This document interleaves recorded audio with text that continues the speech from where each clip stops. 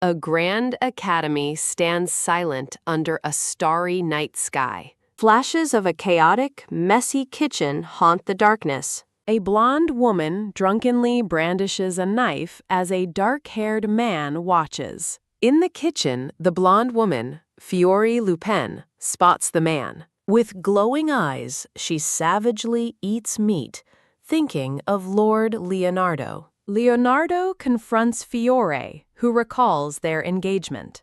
With a cold expression, Leonardo announces he's canceling it. A flash of lightning strikes as Fiore freezes in shock. The meat falls from her hand as she whispers, "Huh?" She jolts awake in a bed, morning light streaming in. A red-haired maid tells her last night must have been tough. The maid mentions Fiore fainted, and Fiore panics, wondering who she is. She realizes she can't speak while the maid expresses relief she's better. She wonders where she is, finding the place strangely familiar. The maid prepares to get her ready for the principal's office. Looking into a mirror, she wonders what is happening. Her reflection reveals a young girl's face, making her question her identity. In a panic, she realizes who she has become. She's Fiore Lupin, the Villainess from Heart Attack Restaurant. The game's premise is a restaurant simulation with cooking and romance. Leonardo is revealed as one of the game's main love interests. The story's true protagonist is a cheerful maid at the Academy restaurant. Fiore Lupin's role is to constantly criticize the protagonist's cooking. Now in Fiore's body, she wonders why this happened to her. A thought crosses her mind as she considers a possibility. She grimaces, wondering if it's because her old body was similar. The Academy's lush, sunlit greenhouse comes into view. The Grand Academy building stands tall in the bright daylight. Standing outside, Fiore takes in her new surroundings. She smiles, feeling lucky to be inside her favorite game. With arms outstretched, she vows to enjoy her new life. Her determination is cut short by a sudden, confusing thought. The principal, Philip Vogel, grimly informs her she's expelled.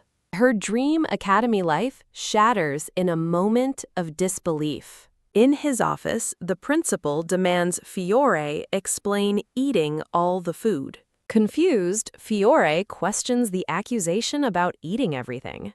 A dark memory of the previous night surfaces. The image of her monstrous rampage flashes in her mind. She realizes with dawning horror that it wasn't a dream. The principal presses for an answer, but she can only stammer. She panics, thinking she can only communicate through game-like options. She manages to speak, claiming no memory, and is surprised she can talk. The principal sighs, saying, "Unfortunately," as Leonardo sits beside him. She looks at Leonardo, confirming his presence that night. She recalls that Leonardo is a main character in the game. His backstory reveals a childhood poisoning made him hate food. His full name is revealed, Leonardo Florings. Leonardo calmly reiterates his decision to cancel their engagement. As his fiancée, she feels a wave of pity for the original Fiore. Leonardo tells her he doesn't understand her actions. She accepts the breakup but panics about her impending expulsion. The principal explains her constant criticisms forced chefs to remake dishes. He continues, revealing that last night's incident made all the chefs resign. She realizes in horror that the original Fiore bullied everyone, not just the protagonist. The principal states the restaurant is closed because of her, offering a chance to fix it. He orders her to revive the closed restaurant, Villainess, within 6 months to be readmitted. Stunned, she hears him call this an act of mercy to atone for her mistakes. He concludes grimly that she will be suspended indefinitely until then. As she processes the terms of her suspension, a sudden thought occurs to her. She remembers reading about a new demon difficulty mode in the game, a restaurant revitalization story starring Fiore. With dawning shock, she realizes she's the main character in this difficult, stoic mode. She stands frozen, the weight of her new reality sinking in. A diagram explains the game's normal mode focuses on romance routes with the heroine. Another diagram shows stoic mode is a business simulation about managing a restaurant. She notes that this is indeed the stoic mode, one she's never played before. She considers her two choices: try to return after suspension or simply drop out. The principal reminds her that revitalizing Villainess is her only path back to school. She wonders if dropping out would end the game and send her home, or just kill her. Deciding she must revitalize the restaurant, she admits she's more of an enjoyment player, not a strategist. A painful memory surfaces of her younger self questioning her father about their living expenses. The memory darkens as her father blames her for her mother's death and his own misfortune. Her past self sadly recalls how her father changed after her mother died.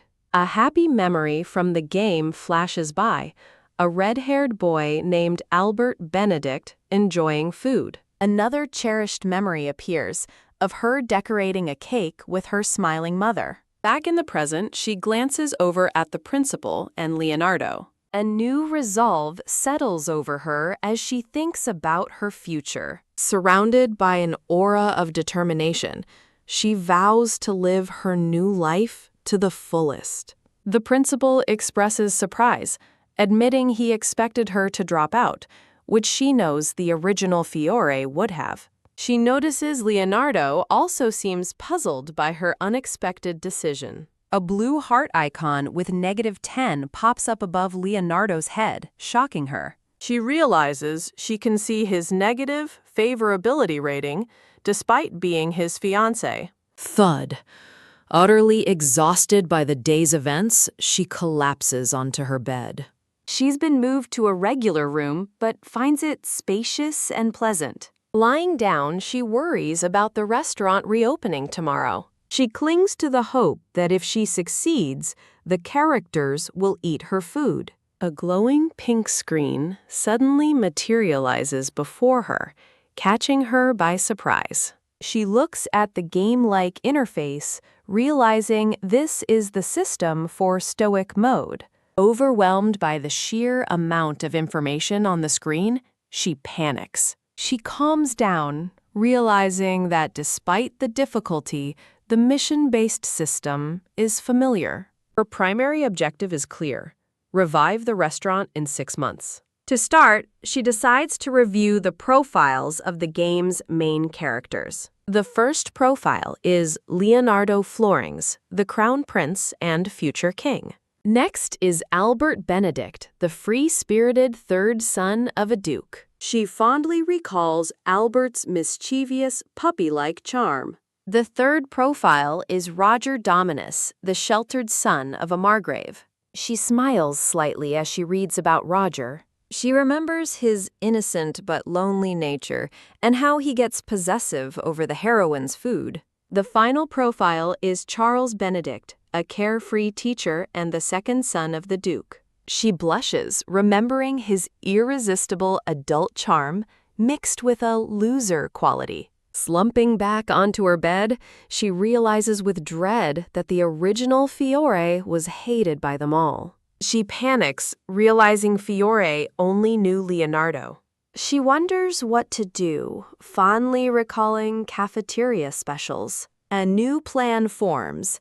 She'll win them over with delicious food. Filled with resolve, she decides to try her best. She arrives at the restaurant Villainess. Entering the grand dining hall, she's in awe. She marvels, recognizing the Villainess restaurant. Her excitement fades upon finding the pantry empty. She realizes her rampage drove the suppliers away. Suddenly, she remembers Villainess has its own fields. To her relief, she finds plenty of fresh vegetables. "All right," she says, readying herself to cook. She gathers tomatoes and fresh chicken thighs. She adds onions, eggplants, and garlic to her prep. First, she begins chopping the fresh ingredients. She sautés garlic, then adds tomatoes and broth. The stew simmers as she adjusts the spices. The delicious chicken tomato stew is finally ready. Tasting her work, she finds it absolutely delicious. But she knows she needs better ingredients for the main characters. Her first step is to win over the regular students. Holding an open sign, she waits for her first customers. But no one approaches, gossiping that her food must be terrible. She overhears students whispering, "It's probably poisoned." She realizes just how much the original Fiore ruined her own reputation. Suddenly, a blue-haired boy parts the whispering crowd. She recognizes him immediately. It's Roger. She recalls his profile, Roger Dominus, an easy conquest. As he walks past, she nervously tries to get his attention. He suddenly panics and apologizes, leaving her completely baffled. Then he quickly runs away from her. Stunned, she wonders why he would flee like that. She considers that if he eats, he might gain weight, breaking his own engagement. Deciding to head back, she prepares some leftover honey lemon water. She reflects on her goals to restore trust and improve her own standing. As she walks, she spots a familiar figure under a tree. She realizes it's Leonardo, resting in the shade. Deciding he's impossible to win over, she chooses to ignore him. But a sudden sound makes her stop and turn back. She looks at him with growing concern. She realizes he looks exhausted and unwell. A call-out option appears as she asks if he's okay. He looks up, surprised to see Fiore there. "I'm fine," he says, telling her not to worry. She worries that he might have heat stroke. She stands before him, ready to offer help. No way, she thinks, a shocking realization dawning. She has water, but the game gives her no option to offer it. Helpless without a system command, she stands awkwardly. She anxiously clutches the bottle, unable to act. She clutches the bottle, stealing her resolve. Suddenly, glowing chains materialize and bind her body. She realizes her body is paralyzed without game options. She seethes with frustration, hating this lack of control. With a surge of will, she shatters the chains. Leonardo looks up, startled by the sudden sound. Now free, she holds the bottle with renewed purpose. "You're dehydrated," she exclaims, relieved she can speak again as she urges him to drink. He eyes the bottle suspiciously, asking what's inside. A sudden critical memory surfaces in her mind. She recalls Leonardo's trauma, a childhood poisoning incident. She panics, realizing her critical mistake. To prove it's safe, she offers to drink it first. She jokes that he might not appreciate her drinking first. "Give it to me," he says, surprisingly taking the bottle. He drinks the water without further hesitation. She watches in stunned silence as he drinks. He lowers the bottle, noting the lemon flavor. Oh no, she thinks, remembering he despises sour things. He stumbles away as she calls out his name in alarm. Rushing to his side, she asks if he ate breakfast. He admits he didn't. She frets, knowing he'll collapse if left alone. Desperate for help, she spots Roger in the distance. It's Roger, the boy who fled from her before. "Roger!" she shouts, trying to get his attention. Eek! Startled, Roger turns as she appears from behind a pillar. She apologizes for scaring him, then asks for a favor. "Can you take him to the infirmary?" she asks, gesturing to Leonardo. Roger panics, asking, Why me?" Eek! She bows deeply and begs him for help. Flustered, he reluctantly agrees to take Leonardo. He supports the ailing Leonardo as they head to the infirmary. She worries that Leonardo will get sick from all the sweat. An idea strikes. Maybe he'll eat her food now. She prepares a simple, delicious-looking chicken sandwich. She holds the box, noting its simple seasoning. She happily rushes through the halls to find Leonardo. Finding him changed, she asks if he feels better now. She then offers him the box of sandwiches. Opening the box, she explains it has simple seasoning. He politely rejects her offer of food. She smiles to herself, having expected the rejection. But he thanks her, saying the lemon water was a lifesaver. He sincerely tells her he appreciates her good judgment. She smiles warmly, saying thanks aren't necessary. Suddenly, his favorability drops back to -10. A system notice reveals his route switched to the romance route. Shocked, she cries out, "A romance route in stoic mode?" She never knew a romance route even existed in this mode. His favorability resets to 0 on the new romance path. She wonders if she said something surprising, and the man confirms it was. She reflects that his reaction is just surprise, as she's never been thanked like that before. The scene shifts to a past conversation between two students. One girl warns another not to eat Fiore Lupin's food, fearing she'll gain weight and lose her engagement. Back in the present, Fiore realizes she's accessing the original Fiore's painful memories of wanting a slender body. A flashback reveals the original Fiore tried to lose weight for Leonardo, but failed and ended up gaining more. She feels the lingering pain of the original Fiore's pride being torn to shreds. The scene returns to the present with her and Leonardo on the balcony. She apologizes, explaining she just remembered being criticized for her appearance.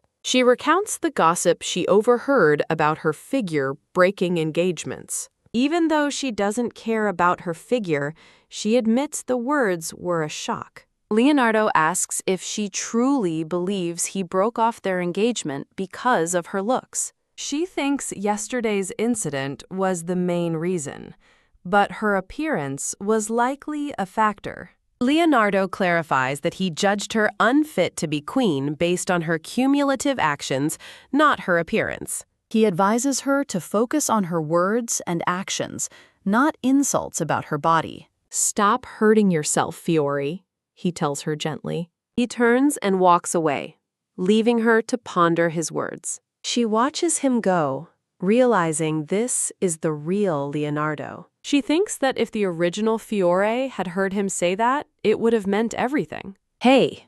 A voice calls out, startling her from her thoughts. A red-haired boy asks if she has seen Leonardo. A system screen introduces the friendly, low-difficulty character, Albert Benedict. Albert realizes he just missed Leonardo and expresses surprise at seeing her there. She wonders how to best approach him and Roger. Suddenly, Albert leans in very close to her. "Huh?" She panics, thinking he just sniffed her. He confirms her identity as Fiore Lupin, and she nervously agrees. Albert notes that she smells different than she used to. He bluntly says she used to smell worse, asking if something happened. She denies it in a fluster. He shrugs it off, apologizing for his weird question. Another student approaches as she starts to give directions to Leonardo. The student informs her that Professor Charles wants to see her in the infirmary about something important. A system screen introduces Professor Charles Benedict, a character with a high difficulty rating. She's surprised to be summoned by a romance character and wonders what he wants. She walks toward the infirmary with a serious expression. Con. She arrives and knocks on the infirmary door. Gotcha. As the door clicks open, she peeks inside and announces her presence. She enters the empty infirmary, wondering if anyone is there. Her eyes land on a bed as she wonders who could be sleeping so soundly. She walks toward the occupied bed to investigate. She's shocked to discover the sleeping figure is Professor Charles. She scoffs, annoyed that a teacher is napping in broad daylight. She recalls that Professor Charles is a carefree spirit and a habitual napper. She leans over and gently tries to wake him. He stirs, slowly opening his eyes in response. Now awake, he rubs his eye and welcomes her. As he stretches, a heart icon shows his favorability is at 0. She concludes his neutral rating makes sense given his high difficulty. He smiles, then asks her to lock the door before they talk. Gotcha. She nervously locks the door, realizing their conversation must be private. Professor Charles bluntly informs her that she is under a curse. He explains that while his specialty is medicine, he also studies sorcery. He reveals he became certain she was cursed after examining her in the infirmary, leaving Fiore stunned. A shocked Fiore demands to know what he means by a curse. She recalls that a favorability mechanic like this never existed in the game's normal mode. Professor Charles begins his explanation of her situation. He explains that since sorcery is a serious crime, the culprit must hold a deep grudge against her. He then asks if she can think of anyone who would do such a thing. Shaking her head, Fiore sheepishly admits she has no idea. His favorability suddenly jumps to 1, and he beams with delight.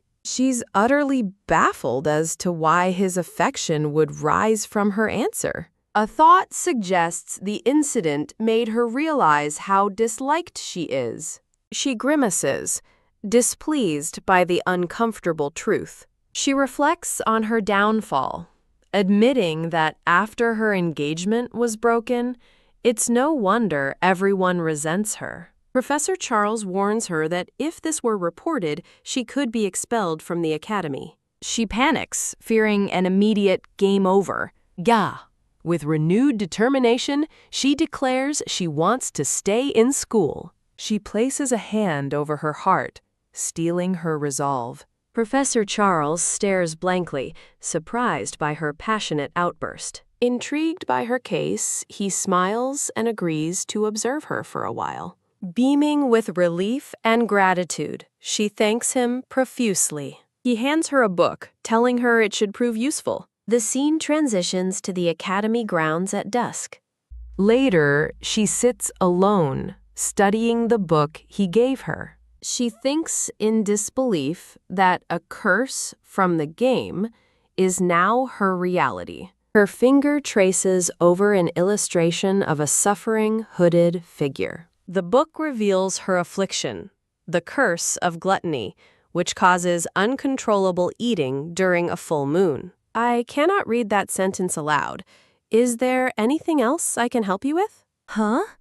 She looks up with dawning horror, a sudden realization striking her. She looks down at her own stomach, her uniform straining. A cute illustration shows her clutching her belly in discomfort. She blushes furiously, mortified that Professor Charles saw her stomach. Trying to ignore her embarrassment, she forces herself to continue reading. She resolves to succeed this time, knowing she failed to make something he liked before. Hearing a knock, she looks to the door and calls for the person to enter. A cheerful, pink-haired girl bursts in, warmly greeting her as Big Sister. The girl smiles, expressing her happiness that Fiore is doing well. A golden frame introduces the girl as Noelle Lupin. Fiore repeats the name Noelle, trying to place her. A memory of a game screen confirms Noelle is her younger sister. A sweet illustration shows the two sisters looking close. Fiore reasons they weren't close because they lived in separate mansions. She formally greets Noelle, who seems taken aback by the distance in her tone.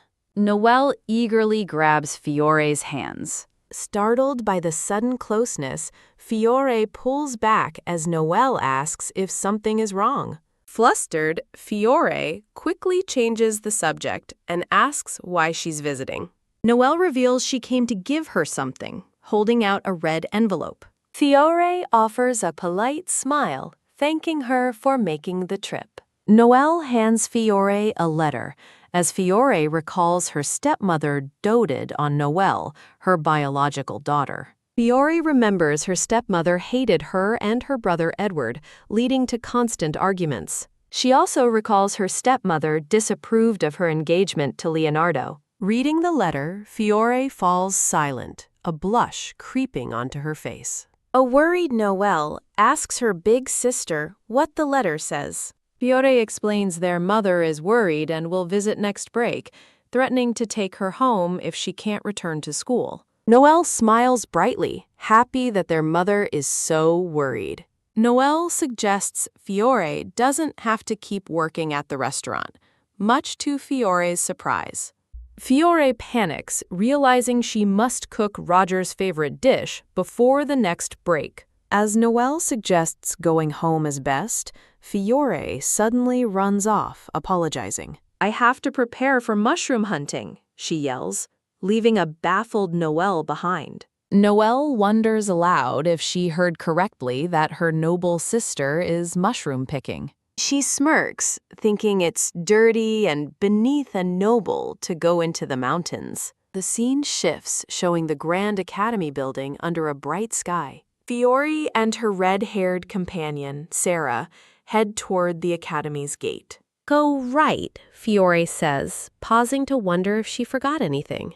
Mentally checking her list, gloves, basket, guidebook, water bottles, she confirms she has everything. "Yes!" she cheers, pumping her fists in determination. Nearby, Albert Benedict spots them, wondering about the girl named Fiore Lupin. Fiore cheerfully wishes him good morning, and Sarah bows politely. He looks at them curiously, asking what they're doing so early. "We're heading out for mushroom hunting," she announces happily, adding, "We're off." Albert watches them go with a thoughtful expression. Fiore and Sarah walk away from the impressive school building. As they consult a book, Albert watches them leave from a distance. The scene transitions to a lush forest with flowers and mushrooms. In the woods, Fiore finds her first mushroom growing by a tree. She carefully picks a mushroom and places it in her basket, satisfied. Wiping her brow, Fiore asks Sarah if she's getting tired. Sarah is shocked, surprised that Fiore is not only picking mushrooms but also worrying about a servant. When Fiore asks if something's wrong, Sarah insists she's fine and suggests they gather more before heading back. Back inside, a dirt-smudged Fiore hums a happy tune. Their clothes are stained with dirt from their successful trip. Walking down the hallway, Fiore is startled and stops in her tracks. Leonardo stands in a doorway, his gaze fixed upon her. With a smudge on her cheek, she smiles brightly and greets Lord Leonardo. The focus shifts to the wicker basket in her hands. Leonardo's eyes narrow as he asks what is in her basket. From a distance, he repeats his question, his voice echoing in the hall. "Can't you answer?" he presses, his expression serious. Looking down, she timidly answers, "No." She then reveals her basket, overflowing with freshly picked mushrooms. Leonardo looks stunned as he takes the basket to inspect it. "Mushrooms?" he thinks, looking at the various fungi. She proudly explains that she went to the mountain to pick them herself. He finally understands what Albert meant when he saw Fiore with a mushroom guidebook. "You're not the person I knew," he says, finding her behavior completely out of character. He asks if she picked poisonous mushrooms, but she frantically denies it, insisting they're edible. Looking him in the eye, she firmly declares, "I've changed my ways, Lord Leonardo." Fiore explains she has reflected on her past behavior and is serious about returning to school, but Leonardo remains skeptical, thinking her words are empty, while she notes his deep suspicion of her. She admits to herself that she understands why he can't trust her. To prove her point, she confidently tells him to check the kitchen for poisonous mushrooms. In the kitchen, Leonardo inspects one of the mushrooms she picked. He stands silently before her and Sarah, creating a tense atmosphere. Fiore watches him with a worried expression, asking for his verdict. He confirms the mushroom isn't poisonous, much to her immense relief. She's impressed that he can identify fungi without a guidebook, imagining him as a mushroom expert. However, he places the mushroom down, declaring they aren't suitable for eating. He clarifies that while edible, they shouldn't be served in the restaurant. Beaming with gratitude, she thanks him for the helpful advice. Leonardo leans in close, revealing Albert told him she'd changed, but he still doesn't believe it. As he turns to leave, he warns her to assume she is always being watched. Standing alone in the kitchen, she registers that he's finally gone. She breathes a sigh of relief, glad to have cleared the suspicion of using poisonous mushrooms. Renewed with determination, she eagerly prepares to start cooking. Sarah watches with a faint smile, voicing her support. The ingredients for pasta are shown: milk, cream, and spaghetti. First, she begins preparing the shimeji mushrooms by hand. The recipe unfolds. She slices shiitake and onions, minces garlic, sautés everything in butter, then adds cream cheese, milk, and seasoning. The beautifully finished dish is presented: mushroom cream pasta. Peeking over a shelf, Fiore offers a plate of the pasta to Sarah for a taste test. As Sarah takes her first bite, Fiore eagerly asks for her opinion. Sarah's eyes widen with shock as she covers her mouth. Fiore looks on with anticipation. Blushing, Sarah declares the pasta is incredibly delicious, perhaps the best she's ever had.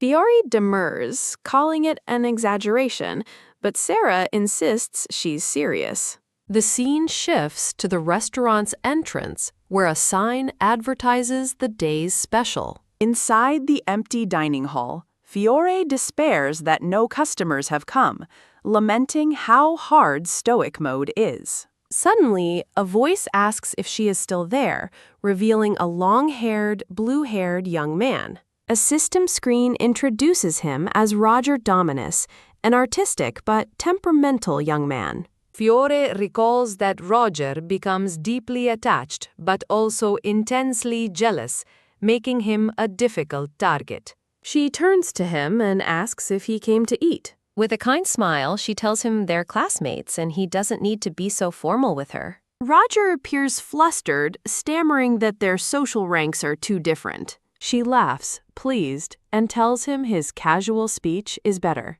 Noting the lack of customers, she invites Roger to eat with her. Surprised, Roger asks if she is sure, and she confirms with a confident, of course. Now seated, Roger thanks her for the meal and prepares to eat. Fiore watches him intently from across the table, waiting for his reaction. After one bite, a blush spreads across Roger's face as he eats. His chewing stops abruptly as his eyes widen in shock, causing Fiore to panic. Her face turns blue with worry as she asks if the food was bad. A single tear falls from Roger's eye as he covers his mouth, overcome with emotion. Fiore smiles knowingly, realizing his affection level just soared. Surrounded by a floral aura, a blushing Roger emotionally declares it's the best thing he's ever eaten.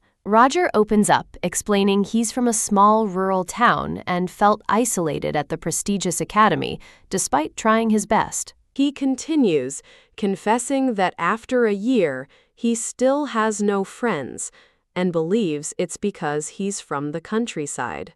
Fiore thinks to herself that people probably keep their distance because he's so intimidatingly handsome. He concludes sadly, admitting that he has been lonely the entire time he's been at the academy. Fiore listens with a look of quiet understanding, acknowledging his feelings. He admits that eating the delicious pasta made him feel a bit better. Lowering his head, he sincerely thanks Lady Fiore. Fiore stares back, momentarily surprised by his earnestness. Blushing with delight, she's overjoyed that he enjoyed her cooking. An awkward but pleasant silence settles between them at the table. A thought strikes Roger as he realizes a rumor wasn't true, leaving Fiore to wonder what he means. He recalls the nasty rumor that the haughty Fiore Lupin looks down on any noble with a rank lower than a marquis. The rumor continues, painting a picture of a thoroughly arrogant noblewoman. Fiore smirks to herself, a fork held slyly in her mouth. With a pained expression, Roger wonders aloud who could have spread such an awful lie. He praises the real Lady Fiore's kindness, causing her to sweat nervously as she feigns ignorance about who started the rumor. She inwardly admits that until recently, the awful rumor was completely true. She reflects on the strict social hierarchy, knowing her old self would have never even acknowledged Roger. She glances at her phone, viewing Roger's system profile. A spark of realization hits her as she remembers what happens next in the game's normal mode. "Hey, Roger," she calls out, getting his attention with a warm smile. She beams, happily asking him, "Why don't we be friends?" Roger is utterly stunned by her proposal, stammering in disbelief. In an attempt to connect, she sheepishly admits that she doesn't have any friends either. Wah! Overwhelmed, he begs her to let him think about it. He then abruptly bolts from the room, leaving a shocked Fiore calling after him. She sighs, realizing that while they would have become friends in normal mode, getting close in stoic mode is much more difficult. A system notification appears, congratulating her as her restaurant's popularity rises to 0.5 stars, and she realizes she also cleared a task. Her eyes sparkle with excitement as she wonders what the reward is. The first task reward is revealed. She can now stock beef and pork in her restaurant. Her next mission appears, serve food to the second romance target and raise their affection. She smiles thoughtfully, understanding her next objective. She decides her next target will be Albert, the meat lover. The restaurant scene shows a new customer with brown hair enjoying a steak dinner. Fiore notes that while the rating boost has brought in more customers, Albert still hasn't shown up. She taps her chin, wondering if pork isn't to his taste. As the wall clock ticks, her attention is suddenly drawn elsewhere. Holding a serving cover, she braces herself, thinking the real problem is about to begin. In her mind, she sees a foreboding image of her wicked stepmother. The scene shifts to the stepmother herself, her features obscured in shadow. Surrounded by thorny roses, her stepmother berates her for disgracing herself and getting her engagement to Leonardo broken. In a cold, cutting tone, she asks if Fiore still intends to remain at the academy. Her piercing blue eyes narrow as she tells Fiore there's a limit to how much shame one can bring upon themselves. Fiore sits meekly, quietly replying, "Right." Her stepmother snaps, demanding to know the reason for her half-hearted reply. Fiore recalls her family's history. Her stepmother, her father's second wife, loved luxury and doted on her own children, Edward and Noel, while despising Fiore, the daughter of the first wife. Snapping her fan shut, her stepmother asks about the condition the headmaster gave her. She states that Fiore must rebuild the restaurant to return to school, but scoffs that a spoiled girl could never manage such a task. She orders Fiore to withdraw from school immediately, thinking a noble running a restaurant is a bad influence on her precious Noelle. Fiore clenches her hands in her lap, her expression firm. She remembers her past life as Naoko, who tragically had to drop out of high school. Having been forced to quit school to support her family once before, she is now determined to graduate from the academy no matter what. As her stepmother dismisses her accomplishments, Fiore interrupts by presenting a folder of data. Her stepmother takes the folder, looking annoyed as she asks what it is. Fiore confidently explains that it's a summary showing how customer numbers have been steadily increasing. Fiore confidently tells her stepmother that it's too soon to give up. Her stepmother's gloved hand clenches in silent frustration. The pink-haired woman reluctantly agrees to give Fiore more time, citing the Duke's wishes. She adds a stern, however, to her reluctant acceptance. Standing tall, she issues an ultimatum. Fiore must produce real results by the semester-end banquet. Turning away, she scoffs, thinking it's an impossible task for Fiore anyway. Slam. The door shuts forcefully, leaving Fiore alone. Fiore flinches, shaken by the intense confrontation with her stepmother. She collapses into a plush armchair, exhausted but relieved to have survived the ordeal. Fiore examines a new glowing necklace, wondering what it is and how to use it. Back in the kitchen, she contemplates the long list of missions and tasks ahead. She begins preparing a new dish, carefully seasoning and searing a cut of beef. While the roast beef rests, she prepares a gravy sauce using the pan juices and red wine. The dish is complete as she drizzles the rich gravy over the perfectly sliced meat. A title card presents the beautifully plated dish, roast beef. A red-haired young man arrives impatiently, and Fiore realizes with a jolt that he's here. Albert smiles, explaining he was craving meat and orders the roast beef. Overjoyed, Fiore blushes and eagerly promises to bring his order right out. Seated at the table, Albert licks his lips in hungry anticipation. The roast beef with gravy is served, and Albert notes that it looks good.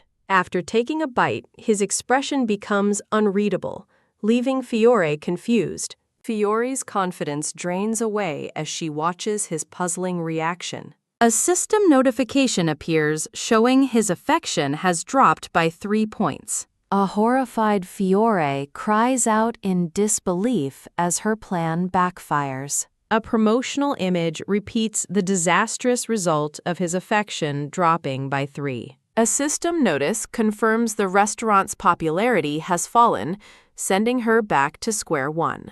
Fiore nervously approaches Albert's table with a serving tray. She anxiously asks if the roast beef was bad, but he calmly replies it wasn't. He thoughtfully adds that it feels like something's missing from the dish. Fiore asks what's missing, but Albert cryptically says something just feels off and lacking. Mortified, Fiore thinks to herself that his feedback is far too vague to be helpful. Alone in the kitchen washing dishes, she concedes that at least he ate her food. She despairingly recounts how his favorability dropped and she lost her restaurant stars. With a heavy sigh, she continues to scrub a plate, feeling utterly defeated. She puzzles over what to cook for Albert, wondering why the meat dish failed when it worked so well on Roger. She decides to review everything she knows about the character Albert. His profile is shown: Albert Benedict, the mischievous third son of Duke Benedict. A flashback reveals he was sent to a boarding school for martial arts and swordsmanship. This experience of mingling with commoners explains why he often behaves unlike a typical noble. His profile shows he loves meat and rice, but dislikes vegetables and bitter things, happily eating a burger. Wiping a plate dry, Fiore continues to ponder her next move. She recalls that in the game's normal mode, any meat dish pleased him, but stoic mode is clearly much harder. She realizes that if she just cooks randomly, she'll only repeat today's failure. Sarah, the red-haired maid, approaches and offers to help her. Sarah's offer sparks a sudden idea in Fiore's mind. She realizes that if she learns Albert's detailed preferences, she can create a dish he'll truly love. With newfound purpose, Fiore walks through the academy halls. However, her new plan quickly fails as she stands dejected in a hallway. She had approached a maid from Albert's household for information. The maid formally refuses, stating she cannot disclose any of Lord Albert's personal information. Fiore realizes her direct questions would naturally seem suspicious. She sighs, regretting that she should have been more careful. As sunlight streams through a window, her attention is caught by something outside. Gazing through the window, she wonders what's out there. She spots Albert in the courtyard, practicing with a wooden sword. She watches him train, marveling at his intense focus. Suddenly, a brilliant idea strikes her. Peeking through the window, she decides to observe him for clues. A voice from behind asks if she's planning to switch over to Albert. Startled, she whips around, recognizing the familiar voice. It's her ex-fiancé, Lord Leonardo. She puzzles over what he meant by switch over.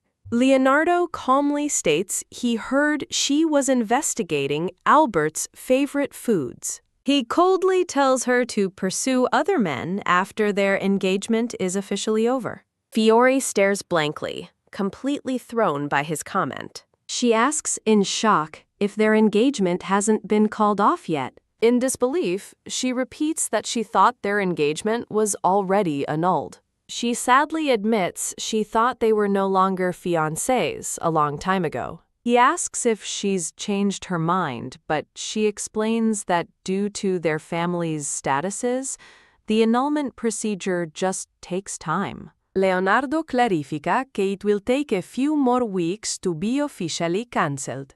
With a sigh of relief, she understands the situation. Leonardo repeats his question, wanting to know if she's targeting Albert now. The question startles her all over again. She frantically denies any romantic interest, but Leonardo presses her for the real reason. Fiore explains that Albert was unsatisfied with a meal she served him.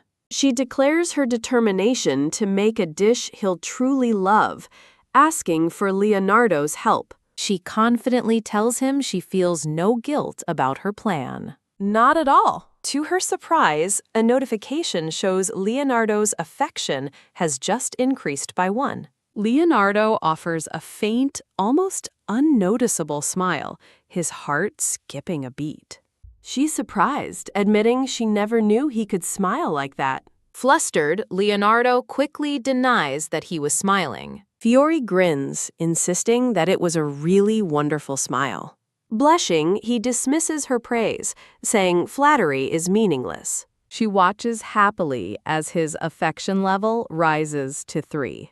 She giggles, teasingly telling him he's a terrible liar. Leonardo looks away, completely flustered by her comment. Their conversation is interrupted by Albert, who is surprised to see them together. Leonardo downplays their closeness, while Albert points out this is a new development.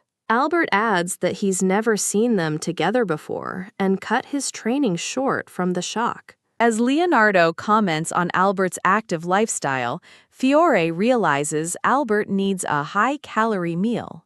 A spark of understanding lights up her eyes. She calls out to Lord Albert, startling him with her sudden shout.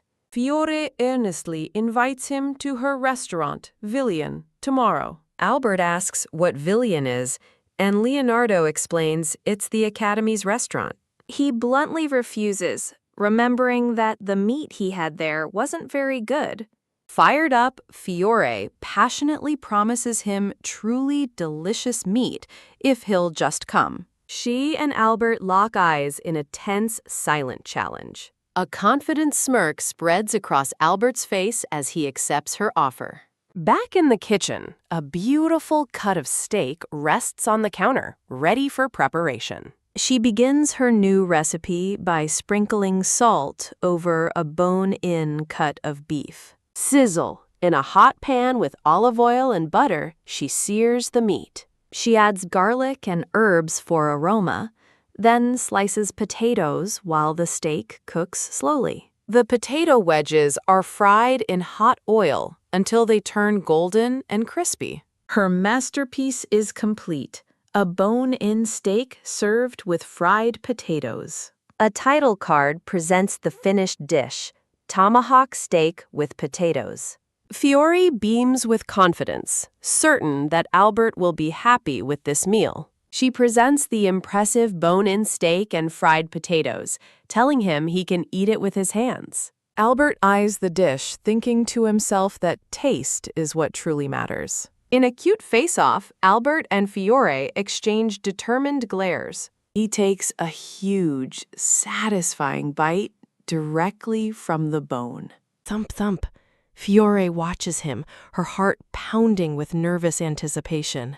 His face lights up as he declares that the steak is delicious. Overjoyed, Fiore's eyes sparkle with relief and happiness. She sighs, turning away as she whispers, "Thank goodness." Albert smiles, praising her for making exactly what he was craving. Blushing, she humbly thanks him for the compliment. A new notification announces that she can now establish a seafood supply route. The third task is unlocked, revealing a silver-haired man as the next target to win over. Fiore worries about the new supply route, realizing from a map that she must travel a full day to the port town of Lien, which would force the restaurant to close. She panics at the thought that closing could mean losing all her hard-won customers. A fully satisfied Albert thanks her for the delicious meat.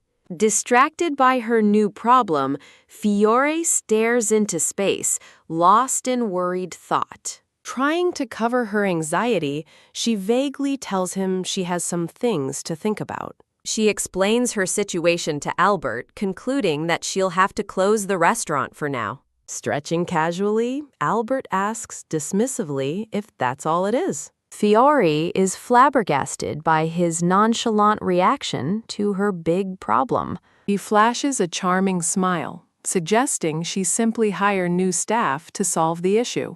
The scene transitions to the sunlit academy building. Albert's suggestion is shown alongside an image of a stern, elderly man with a goatee. Thanks to Albert putting in a good word with the headmaster, Fiore was able to hire new staff. Since her new staff were former servants, not cooks, she had to teach them everything from scratch, starting with how knife cuts can change a vegetable's flavor. Two of the new hires listen intently to her cooking lesson. Fiore demonstrates her cutting technique as her three eager students diligently scribble notes. She beams, promising to patiently teach them until they become full-fledged cooks. Her three new staff members look on with bright, determined expressions. The new hires chat happily, agreeing that Miss Fiore is a very good person.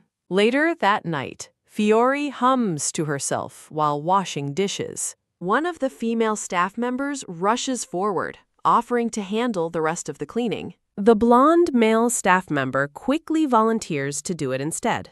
Fiore smiles kindly, telling them both to finish up and head home for their early start tomorrow. The two staff members hesitate, feeling bad about leaving her to work alone. She warmly reassures them that it is perfectly okay. The three staff members bow gratefully and take their leave for the evening. Fiore waves them off before turning back to her work with a gentle smile. She reflects happily that with Roger and Albert's repeat visits, their affection and the restaurant's stars have both gone up.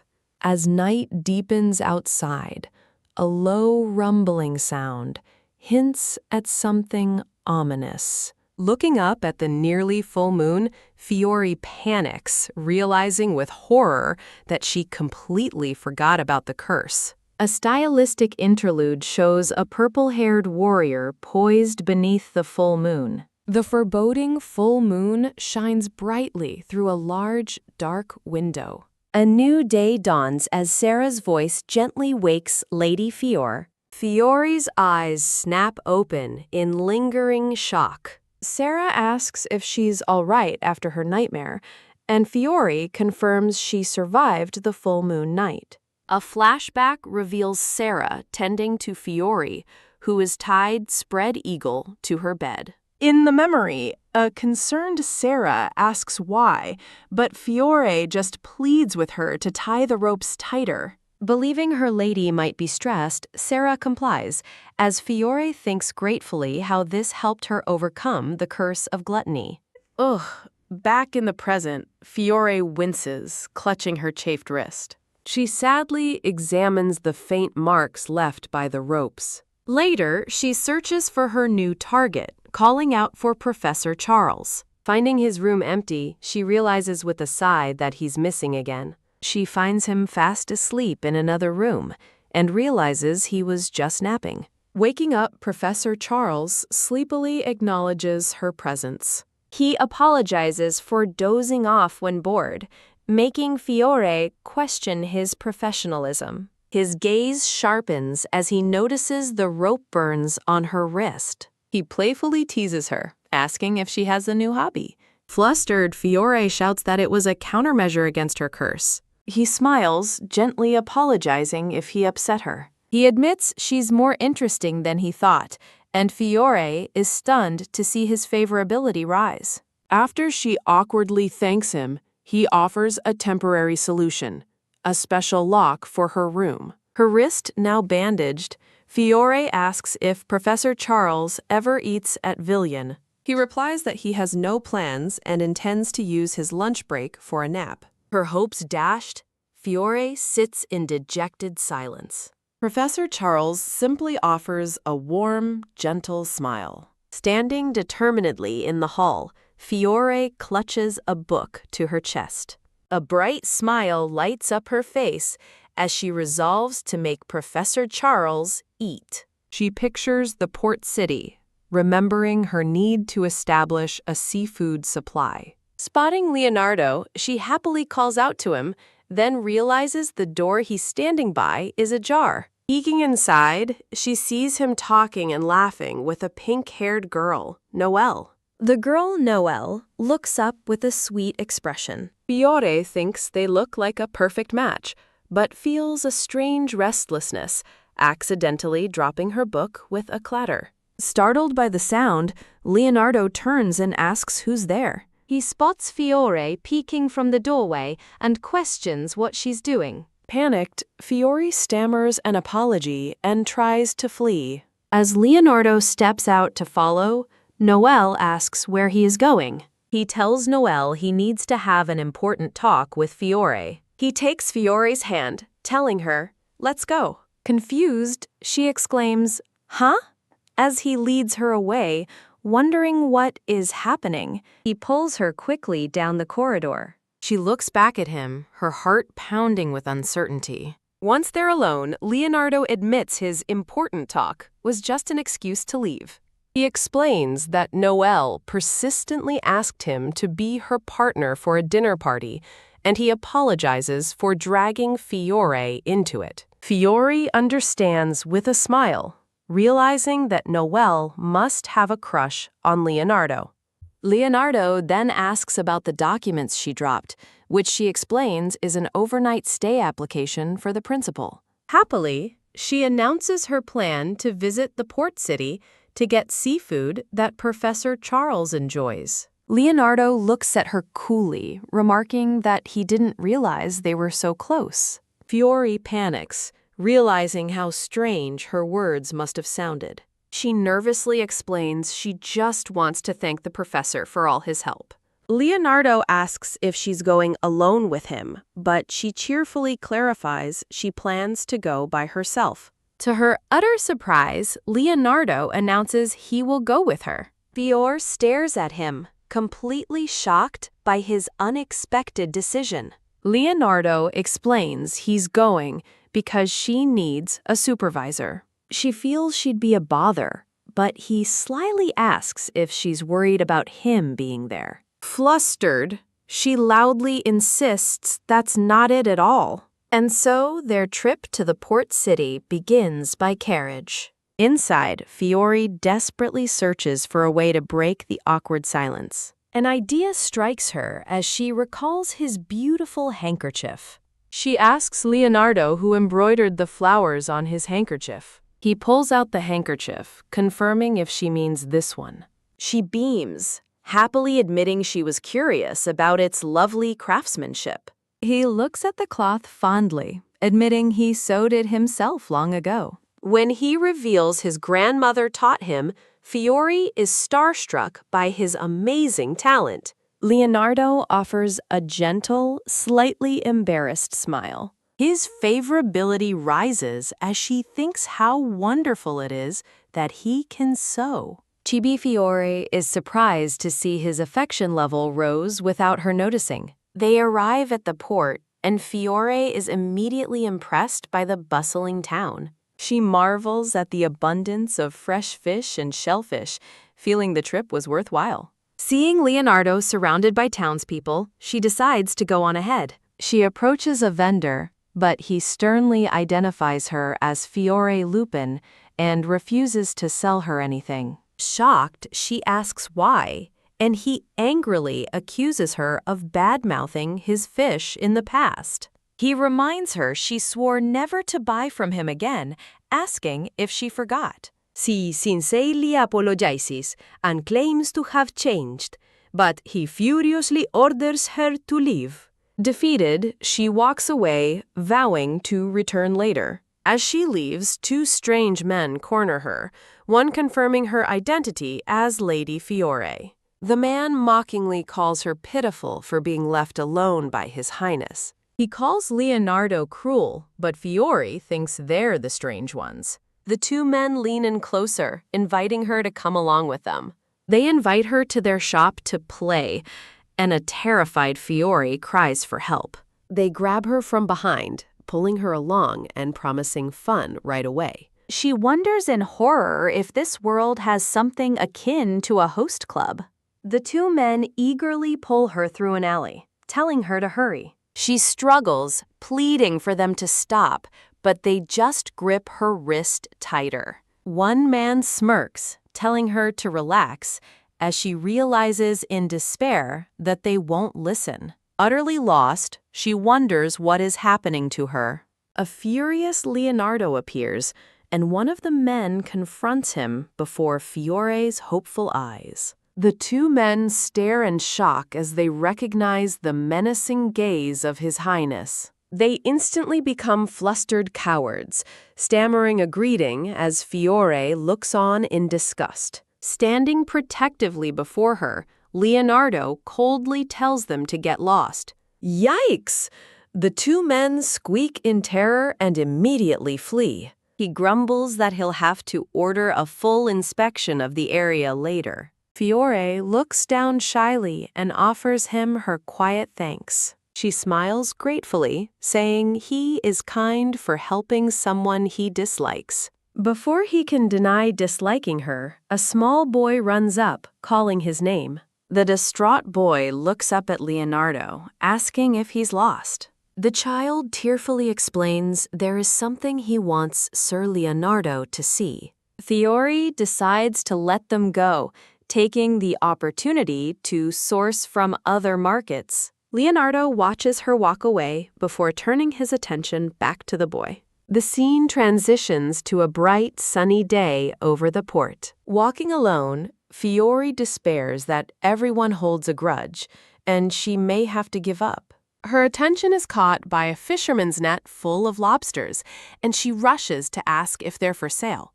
The fisherman explains they don't sell lobsters because they aren't worth much money, shocking Fiore. A young fisherman asks Fiore why she is so surprised by his comment. The fisherman explained they tried a big lobster once, but it tasted bland.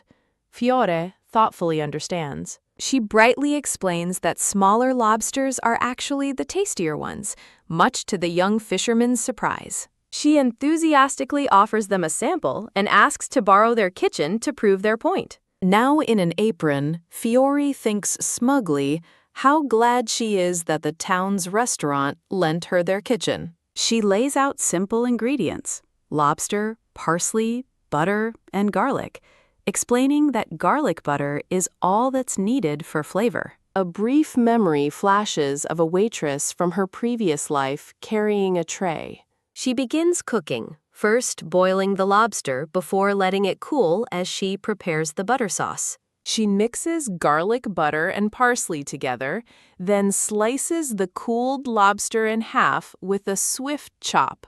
Sizzle. The lobster halves are placed on a stone oven grill to bake until golden. The beautiful finished dish is presented.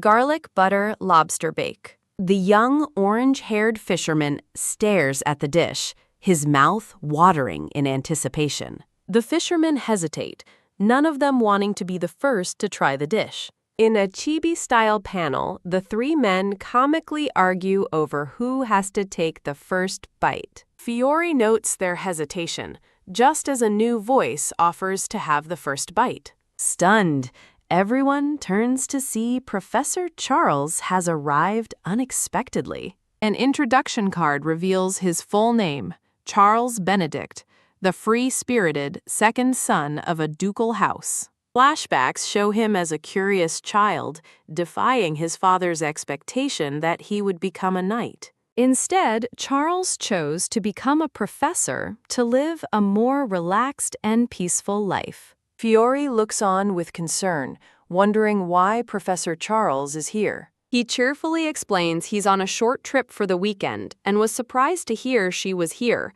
as she brings the finished lobster dish to a table. The meal is set, with Professor Charles seated at the table while Fiore stands nearby. She watches nervously as he takes a fork and prepares to take the first bite of her dish. The two fishermen peek from behind a wall, anxiously asking for his verdict. His favorability meter jumps to 15 as he smiles and declares the lobster is truly delicious. He enthusiastically praises the perfect combination of garlic butter and lobster, finding it unbelievably good. The fisherman in the white cap is amazed, realizing her theory about smaller lobsters was true. Fiore happily invites everyone else to try, and the fishermen eagerly dig in.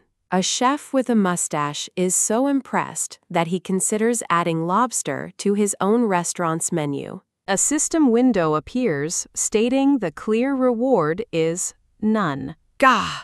Fiore is utterly shocked to receive nothing, lamenting the lack of a hint to win over Leonardo, before deciding to eat something herself. Excusing herself, she returns to the table where Professor Charles is seated. She takes a bite of her own cooking and melts with pure bliss at the delicious taste. She reflects that while lobster's need for freshness prevents her from serving it at the academy, she's glad she can enjoy it here. A cute chibi drawing shows Fiore and Professor Charles happily enjoying their meal together. Professor Charles changes the subject, asking if she has made any progress investigating her curse. Fiore looks downcast, admitting she hasn't progressed and still doesn't know how to break it.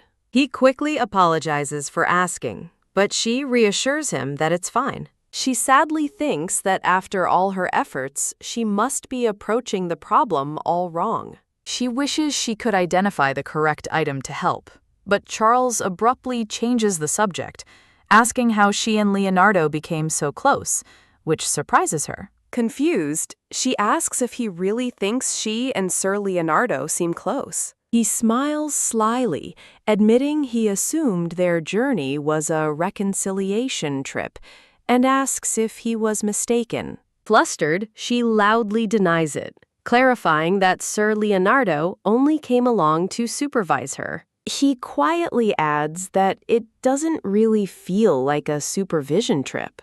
Professor Charles reveals this is the first time Leonardo has ever traveled with anyone, suggesting he might be here because he wants to believe in her. A blushing Fiore touches her cheek, hopefully wondering if that could really be true. Suddenly, an unseen person exclaims about the wonderful smell, which another identifies as Lady Fiore's lobster. Professor Charles's ear twitches as he mutters, "Oh dear." Speak of the devil!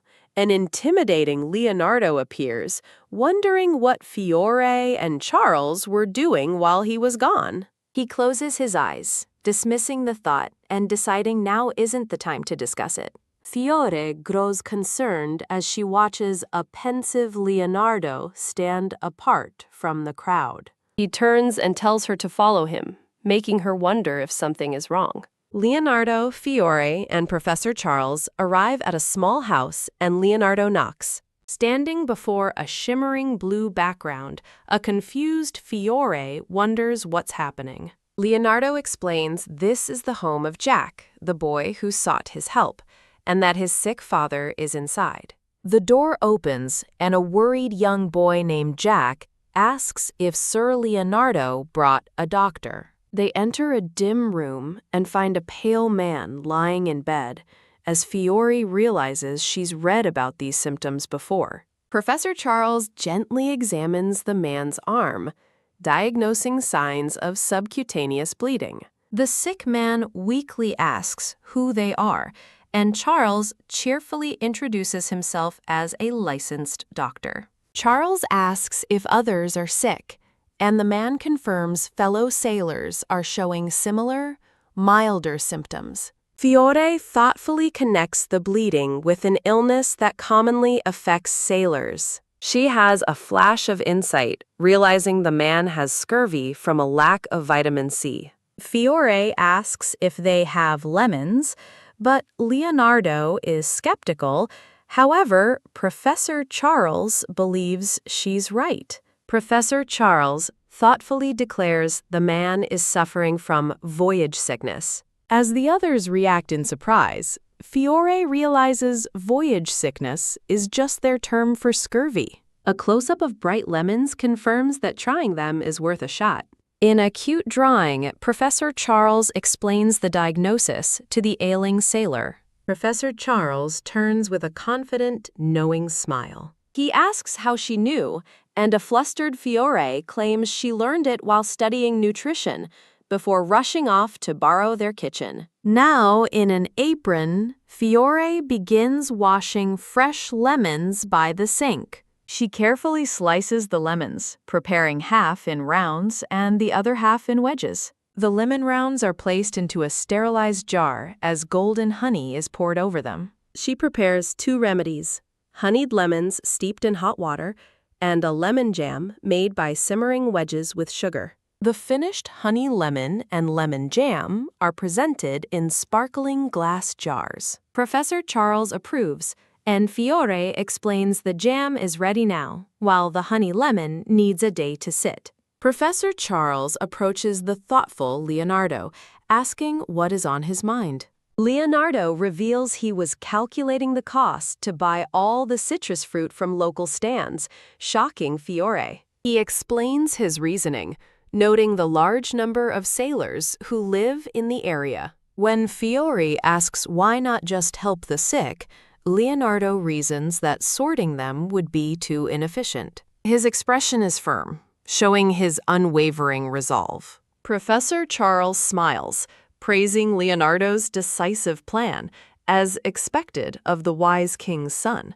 Fiore recalls that Leonardo's father is indeed known as the wise king. A cute chibi depiction shows the king in his royal attire, complete with a magnificent mustache. The young boy, Jack, peeks out from the bedroom door as Fiore apologizes for the delay. She kindly presents the boy with the jar of fresh lemon jam for his father. Clasping the jar tightly, Jack asks with hope in his eyes if it will truly help. Framed by blooming flowers, Fiore gives him a confident, encouraging gesture. She smiles warmly, telling him to contact her immediately if there's any change. Overcome with gratitude, the boy bursts into tears and thanks her profusely. Fiore watches him run back to his father's room, sincerely hoping for a quick recovery. Leonardo observes her kind actions with a soft, appreciative smile.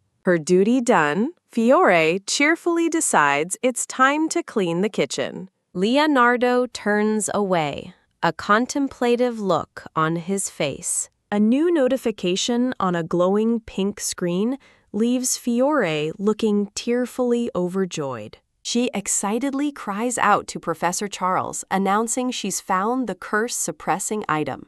Before she can reveal what it is, a suspicious Leonardo intervenes, demanding to know about this curse. Both Fiore and Professor Charles freeze, looking completely busted. With an intimidating aura, Leonardo demands they explain what is really going on.